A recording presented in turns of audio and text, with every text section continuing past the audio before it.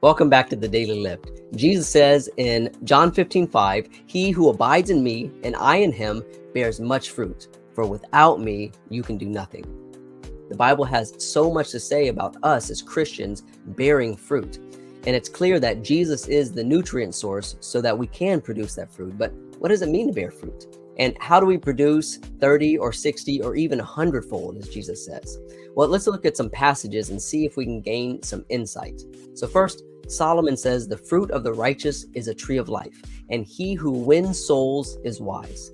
John the Immerser, he tells the Pharisees and the Sadducees to bear fruit worthy of repentance.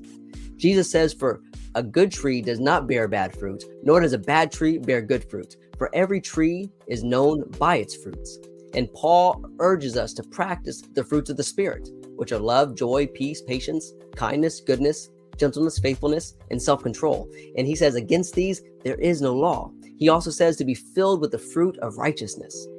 And so from these passages and many others, it's clear that in this context, the fruit means our actions. So in order for a plant to produce fruit, it will need some things. It needs some nutrients, it needs some sunlight, and it needs some water. And it has to do the rest. And it has to reach full maturity. It has to flower and attract pollinators to cross-pollinate. And the fruit has to set and grow to completion.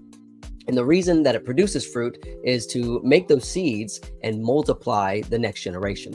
And it also provides nutrients and nourishment for all that consume it.